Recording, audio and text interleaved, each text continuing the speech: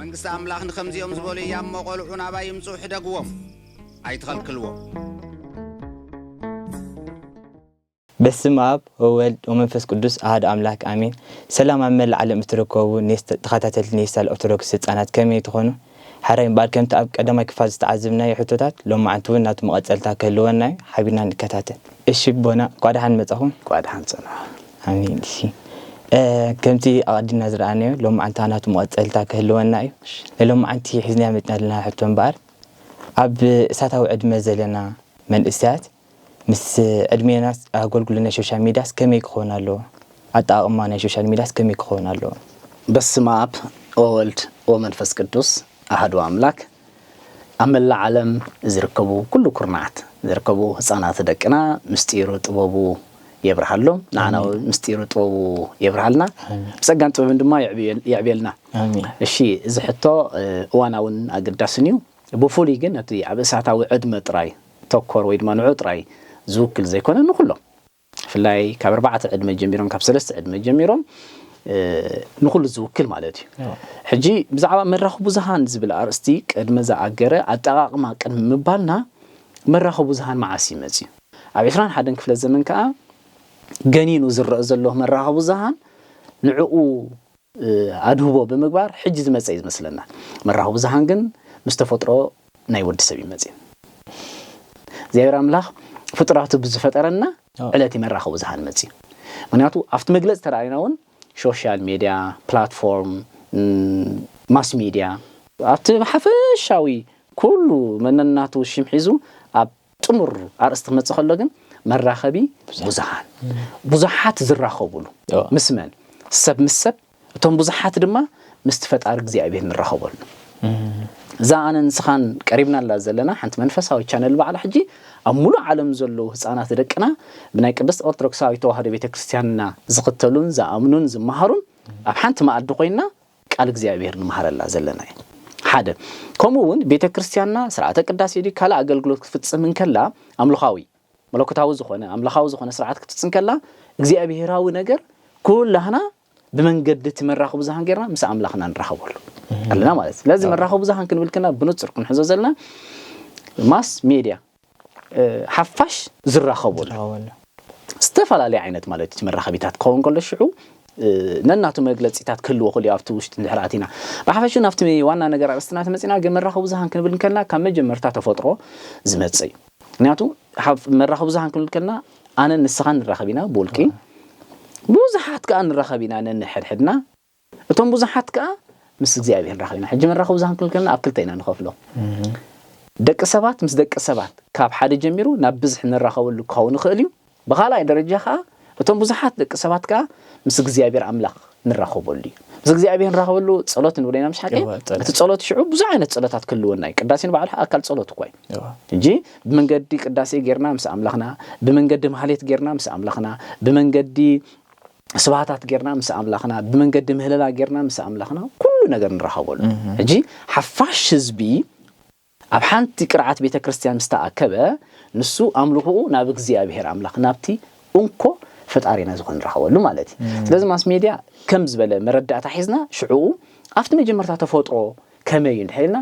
እግዚአብሔር አምላክ መልእኽቱ ይሕልፍ ደቅ መላእክት ክፈጥር እንከሎ እግዚአብሔር ንምታይ ፈጥሮም ኪኖቲ ምስጋና መንግስት አምላክ ምውራስ ደቅ ሰባት ከበስሩ ካብ እግዚአብሔር መልእኽቲ ከብጽሑ ካብ እግዚአብሔር ተላይኹም ክራዱ ካብ ደቂ ሰባት ዝተረኽበ ምህለላዲ ጸሎት ዲዩ ካልኻ ናብ እግዚአብሔር ጸሎት ከዕርጉ ማለት 24 ካህናተ ሰማይ ዝባሃሉ ለው አጥንተ መንበሩ ለልኡል ዝባሃሉ እዞም 24 ካህናተ ሰማይ እንታይ ዝገብሩ ጸሎት ናይ ኩሉ እዮም ናብ እግዚአብሔር አምላክ በመንገዲ ትዕጣን ዝዓረር አብራ ዮሐንስ በሰፊሕ ሰፊሩ ስለዚ እዞም መላእክት እዚኦም ናይ ሓፋሽ ዝኾነ ድሌትን ጸሎትን ናብ መን ይቅርብሉ ናብ ሓደ እግዚአብሔር ክብራፍ ከዘወዳይ እንጂ ማስ ሚዲያ ሰብ ምስ አምላክ ዝራኸበሉ ሰብ ምስ ሰብ ዝራኸበሉ ማለት እዩ እሱ ስለዝኾነ ቤተክርስቲያንና ነዚ ማስ ሚዲያታት ዘሎ ትጥቀመሉ ማለት እዩ እዚ ተሓደ መብርሄ ማለት እዩ ስለዚህ መላእክቲ ምስ አምላክና እዮም ዝራኸቡ ብርግጽ ቤተክርስቲያንና ምስ መን ያተራኸበና ምስ እግዚአብሔር ጸሎት ምስ መን ይዘራኸበና ምስ እግዚአብሔር ስለዚህ እቲ ሓፋሽ ህዝቢ ምስ እግዚአብሔር በመንገዲ ዝራኸብ ሓደ بدحريو تمرخبو زهان نابي يمصيو بدحريو እግዚአብሔር አምላክ በመንገዲ ቅዱሳን ገይሩ መልእክት ሕልፍ ናብነት ነቢያት መልእክት ካብ እግዚአብሔር ናብ ምን ሕልፍ ነይሮም ናብ ኩሉ ህዝብታት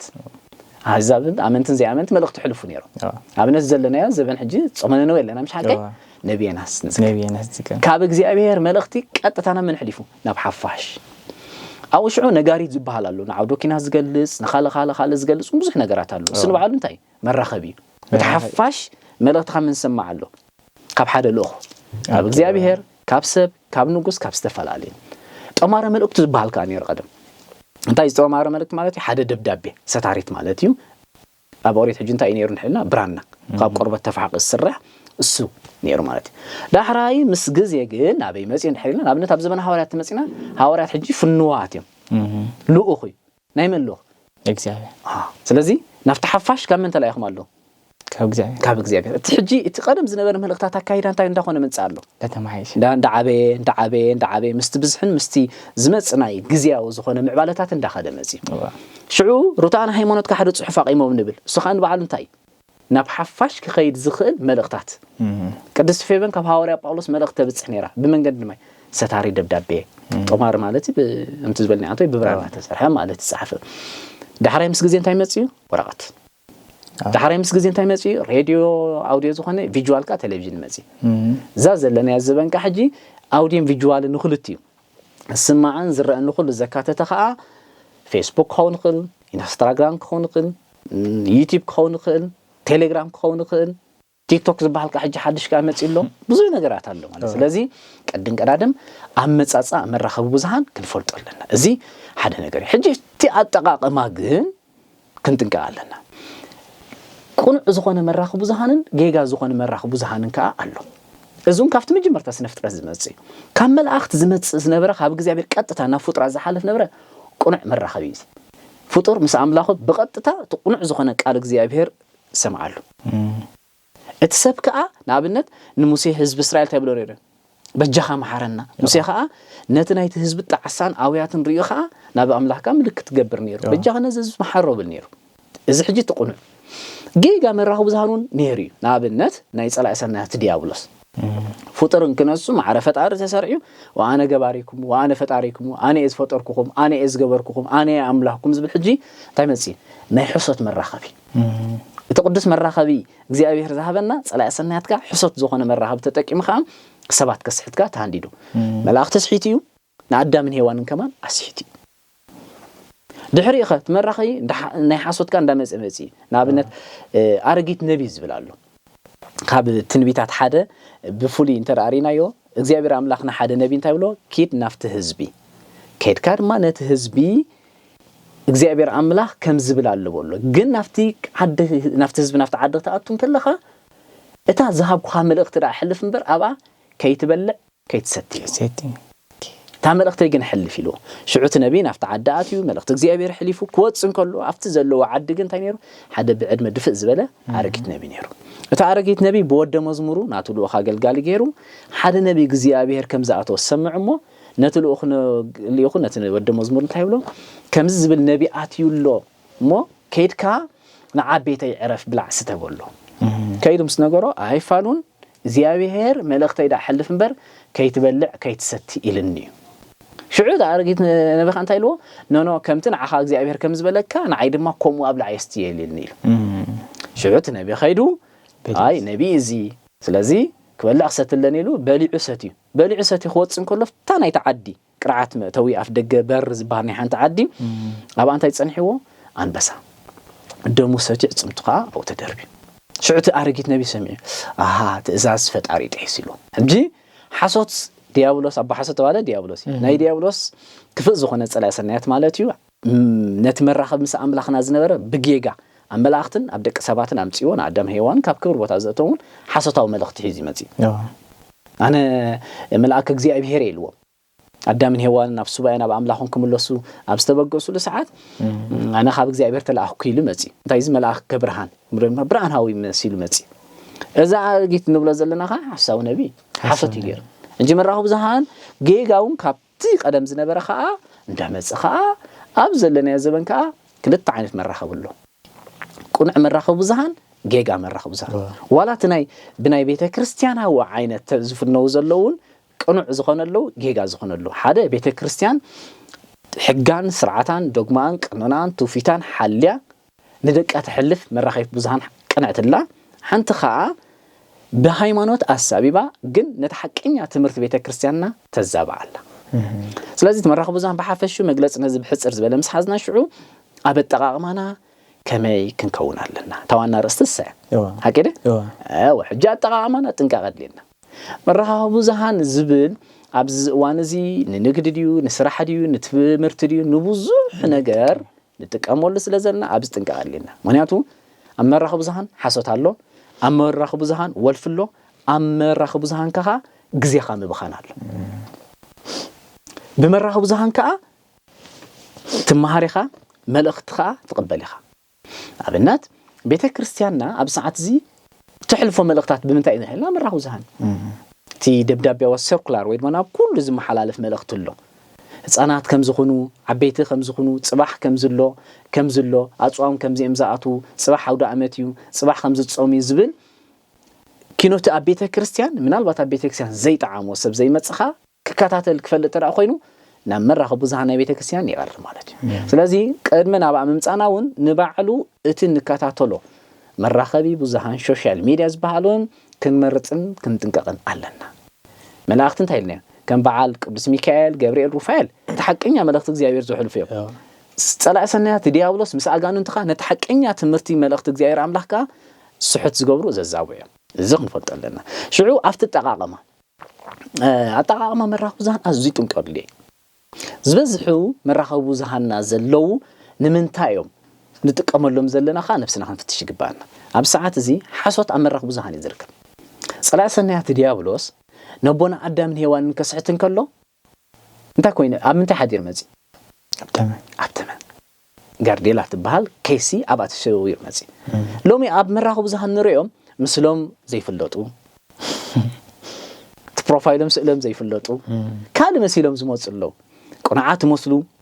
ويدما تصرف الزلامو دلو لازم مرة بزهن أو أنت يالله حاسوت هالله زين السخام مثال سيطان مالتي نجيب بروفايل كحبيخا زين السخام مثل كخال ملأخت تحلف زلخا سيطاني ملأختو كحلف زين السمسيل زمت سنورا كريستيان جن قلوتي زي حدا كلايكا حصوت زخونة كونع زي كونا نجركا زحلفخا أمر رخو بزحنا له نابنت نزوم هسانات دكنا زيد اللي تمرتي كاب زي أبيه زرحق أب عالم زيادة أملوخو جبر زخد مرة رخو بزحنا حلفي أبنت كردك هالوين زبالة له مش حكي زحجي مرة بزهان تجانيني زغر نتم مسألة دك أنا تيجبر على الحجي سحاب النت مسألة زحجي جيجا نايم نسرحي ناي سلا سنيات ديابلوس سلا سنيات ديابلوس نتم كفاءات ملقطاته بتسب قربو زغل ككاتاتو زغل ملقط حلف له سلازي هذا حاسوت أوي زلمت أمر رخو بزهان تمسينا بزح زيد اللي قالاتو نسمينا سايكي زيد اللي حما زغون قالات نسمينا كابين رخو كامل رخو بزهان بزحات سبات زي فلطو قالات زي دلي كروسوساوي زي كونه بيتكسياناو زي كونه ادوب زي كونه قالات امر رخو بزهان صرف نرينا كابتن نرينا امنت بيتكسيانا صرفلو قدسانا صرفلو نبوتات كانا زقاللو نمونكوساتنا صرفون زلفونالو نبوتات باباساتنا صرفون زلفونالو ابي سجي امر رخو بزهان زياتهم حجتا امزغبرخ زلو نحطيات يلم ودخا نمان مرة حيمانوتن نسب تصقع عدمن نبيت كريستيانن كندفر كنصرف كنقالل بمنقد مرة بزهان صلا سنيات ديابلوس تايغبرنا له حما نجر مهرنا له حاده كلاي والفيل يعني والفي بتاع حماي ده توليف كان ملاي عزيز خبدك زبز حسب كل عدم زلو ناي مرة بزهان جزء بمخانو ولوفي انت رأى تيك توك سكرول غيرو تزي حليف ابي تيب اتيو انت هالو انت زيريو يحمم دان لها مش حاجه زي مخفات يحمو مخفات قطعنا زي مخفات قطعنا له مالتي انت حركه فيت كخا حمام مال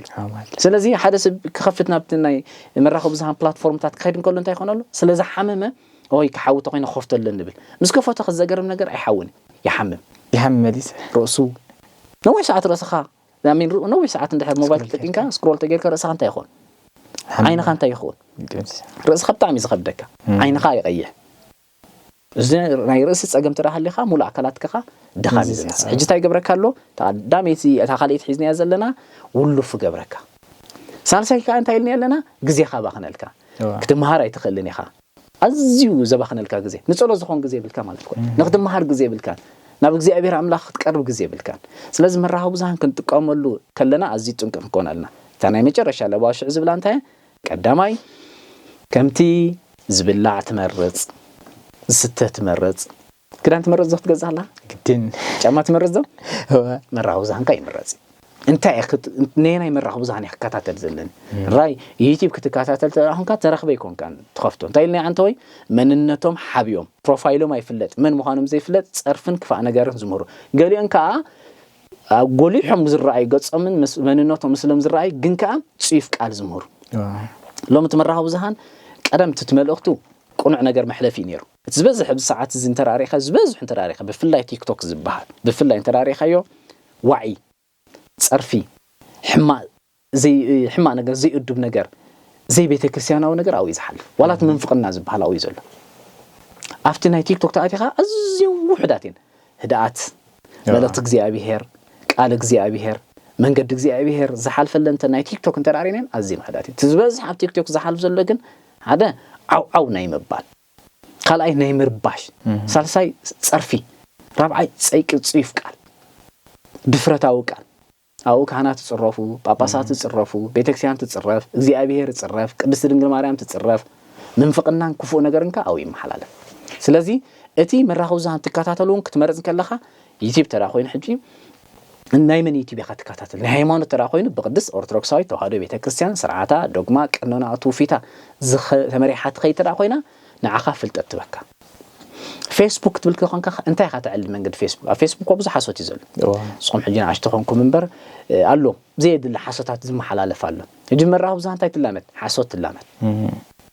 صرفت اللامت ولفت اللامت جزء مباخنت اللامت نفع السب منفس أو تراهين جن قام مرة وبزان سرش جير كابز إحنا قرت فلت تخليه مرة وبزان كنت كان جن علنا ما على زان سخنا على زنا مرة وبزان يحتفل سلزي ملقت እግዚአብሔር አምላኽ ትምርት እግዚአብሔር አምላኽ ሎሚ በት ህዝብ ከካታተሎ ዝኽእል ያተሕልፎ ዘላ ንሕና እንታይና ንገብር አመል ዓለም ዘሎ ኩርናዓት ዓለም ዘሎ ህፃናት ኩና ዓበይቲ ደቅና ኣፍታት ዘለዋ ኸይድና ኢና ተመልእኽቲ እግዚአብሔር ንሓልፍ ስለዚ ኩሉ ህዝቢ ኣብ መራኸቢ ብዙሃን ተሸኺሉ ወይ ድማ ተተኺሉ ስለ ዘሎ ንኻ ናብ መጽና እንታይ ንገብር ኣለና ድፋዕ ጌርና ኣለና ምክልኻልን እንደገና ድማ መምሃር ካብ ዘይድል ነገር ክትንቀለኩም ዘም ደቅና እንደገና ኸዓ ነትخፉ ነገር ትምርት ዝመሃርካ ንዑንካ ግብረ መልስነ ስለዚ መራኸቢ ብዙሃን ጥንቃቄ ወሳኒዩ ቀዳማይ ግዜኻ ቁርጥም ዝኾነ ወይ ድማ ቁሩም ዝኾነ ግዜ ክትጥቀም ኣለካ ንምንታይ ቀድም ቀዳድም ንምንታይ መራኸቢ ብዙሃን ትኸፍቶ ዘለኻ ስክሮል ክትገብር ስለ ዘለካ ክትከፍቶ ስለ ዘለካ ይኮነ ኣብ ዩቲዩብ ተራ ኮይኑ ክትመሃሮ ዝግባካ መንፈሳውን ስጋውን ማለት እዩ መንፈሳዊ ነገር ትምርት ሎ ናይ ቤተክርስቲያን ስጋው ነገር ከዓ ንፍልጠት ንዓኻ ክጠቅመካ ዝኽእል ካብ እግዚአብሔር ዘይርሕቃካ كلاي بساعات قدب كتكاتلو ختكلالك 24 ساعات ليتن قطرن كله حواويسكا كتقرب يبلكا زبزح اب تمرت زدخمه كاب سراح زبخره اب طعنو استغوده اب حما ነገር ዘሎ እንታይ እንድሕሪልና ጉዞ ናይ ማህራዊ መራኸብ ኮይኑ ዘሎይ ስለዚ ጉዳት አለው ሳዕቤን አለው እንት ይዝበልና እንድሕሪት ከመድሕ መጀመርታ እንታይ ኢልና መላእክት አለው ኩፋታ ጋንንት አለው ተም መላእክቲ ጽቦ መላእክት የምዝሕልፉ ተማጋን እንት ኻኹፉ መላእክት የምዝሕልፉ መራኸቢ ብዙሃንካ ናይ ጽቦ ነገር አለው ናይ ሕማ ነገር አለው ስለዚ ስኻ አፍቃር እግዚአብሔር ተራኸንካ ናይ ቅዱሳን መላእክት ሰማዕይኻ ድሕሪ እግዚአብሔር ዘይተመልኽ ዘይትግዛእ ዘይተፍቅር ተኾንካ ናይ ጋንንት ስርዓት ኢኻ ትኽተል መራኸቢ ብዙሃን ድማ ናይ በሐቂ ንእግዚአብሔር ክትፈልጦ በመንገዱ ክትመላለስ ምስ እግዚአብሔር ክነብር ኣለኒ ትብል ተራኸንካ መዝሙር ስብከት ትምርት ኮርሳትን ካል ስልጠናታትን ክትረክብ ተራኸንካ ከምታ ናይ መላእክት ትምርት ትስማዕ ነቲ ናይ ቤተክርስቲያን ንባዕሉ ስኸማን በገደ ምክንያቱ ነዊሕ ሰዓት ክትጥቀም ከለኻ ዓይንኻ ርእስኻ ሙሉ አካላትካ ታይኾናሉ ይጉዳእ ወልፍኻ ሕዘካ ወልን ሳልሳይካ ግዜኻ ተባኺኒ ኣይ ክትመሃር ኣይ ክትፈልጥ ኣይ ክትዕወት ኣይ ክትሰርሕ ጂን አሽቱ ስለዝኾንኩም በር ብኡ ዘይተደለየ ነገራት ንህፃናት ኣብ ዝኽግለጽ ዘይክል ምስ ህፃናት ዘይመጥም ስለዝኾነ ብዙሕ ነገራት ኣሎ ዝኽእል ስለዚ መደምደምታ መራኸቢ ብዙሃን ክንጥቀም ኣለና ነቶም ትሕቲ ዕድመ ተራ ኮይኖም እንታይ ኢና ንገብሮ ንመልእኽት ንሕልፎም ወለዶም زودي زيان مرحبا بزهان بز ساعات زي كتكاتاتل لك نولد زي إزسب نعمل خي إززني يعني نبخان الدخان أخبرهم تأززهم يصحف جسخان دحرا اللي خانك بابخان ما خان زف قلول كا ساعاتن اتزهابوخا نقنع خوينو زرايون ساتم زفلطو مرحبا بزهان نعيخا تكاتاتل لك هاوص أن حر تكاتاتل لها أبوخان الدخان يخبر كان لها أبوخان الدخان كتصبوكا سلازمنا يخا كقد أكز خلكا يتنقو خالو زنع خيتكمني سلاز بحصر زبله مرخب بزهان نزي مسل تنقاقن وساني كبر هذا الله الشبونا ليلو ما انت نبرنا تصانحت ابز بدينا لنا ابز مت كاب زقتل حتونا مبار فري انصار صوتا زبل ابز لنا ساتاو ادمه كمي كم زغون كم زلو كنزارب لينا ليلو ما انت مدينا بدينا لنا سبات لእግዚአብሔር ልዑል ወለረቲ ድንግል ወለመስቀሉ ክቡር አሜን ኔስታሊ ህፃናት ዩቲዩብ ቻነል ኔስታሊ ህፃናት ዩቲዩብ ቻነል ንህፃናት ዝኸውን ትምህርቲ ከም ዛንታ ቅዱሳን ትምህርቲ መሳርሒ መዝሙር ጸሎት ውዳሴ ማርያም ዜማታት ትምህርቲ ሃይማኖት ሌላ ገዳማት ትምህርቲ ቋንቋ ትግርኛ ቋንቋ ግዕዝ እላል ምስ ህፃናት መዛሙር ብኩሉ ቋንቋ ብልሳን ህፃናት ካልእን ዝተፈላለዩ መዳባት ትፍኑ ተወሳኸውን በኦንላይን ትምህርቲ ንኣሙላ ዓለም ዘለዉ ህፃናትና ስልጠና ትህብ ጎን ዝድማ ኔስታሊ ህፃናት ዩቲዩብ ቻነል በቅድስ ቤተ ክርስቲያንና ቁምቡላት ዝኾኑ ንቤተ ክርስቲያን ንቤትና ከምውን ህያባትን ንኻልእን ዘገልግሉ መንፈሳዊ ንብረት ናብ ሙሉ ዓለም ትልእኽ ንመረዳእታ ዝኸውን ንህፃናት ዝኸውን ከም ኣብነት ዝተፈላለዩ ዓይነትን ዓቐንን ዘለዎም ነፀላ ህፃናት መቁረብን መሳለምን ንቤተ ክርስቲያን ዝኸውን ክዳን ዝተፈላለዩ ሕብርታትን ዓይነትን ዓቐንን ዘለዎም ልብሲ መዝሙር ንህፃናት ሪቫን ናይ ህፃናት ናይ መጠመቂ ክዳን ህፃን ዝተፈላለዩ ዓይነት ዝተሰርሑ ማዕተባት ህፃናት ንኹሉ ክልል ዕድመ ዝኸውን ከበሮ በገና ዋጣ ሻምቢቆ መጽሐፍ ቅዱስ በቋንቋ ትግርኛ እንግሊሽ ጥልያን ብሌን ዓረብ አምሓርኛ ግዕዝ መጽሐፍ ጸሎት በቋንቋታት ትግርኛ ግዕዝ እንግሊሽ አምሓርኛ መጽሐፍቲ ዛንታ ቅዱሳን መጽሐፍቲ መምሃሪ ቋንቋታት ናይ ትግርኛን ግዕዝን ምስ ዓቐኖም ዝኸይድ ዝተፈላለዩ ጽሑፋት ዘለዎን ዝመረጽዎ ስእሊ ዝኣትዎ ጥንግድርብ ነጸላ ካልእን ንልኽ ንዝያደ ሓበሬታ ተደምሮ 251 979 53 22 81 ወይ ድማ ተደምሮ 95 21 23 92 56 በዋትሳፕ ቀሲስ ተወልደ ገብረ ትንሳኤልካ ሙካስን ሓበሬታ ሙሳድን ምእዛዝን ትኽእሉ ኣብ ኣፍ ህፃናትና ምስጋና ኣዳሉኻ ህፃናትና ናባይ ክመፁ ሕደግዎም ወንጌል ሉቃስ ምዕራፍ 18 ፍቕዲ 16 ኔስታሊ ህፃናት ዩቲዩብ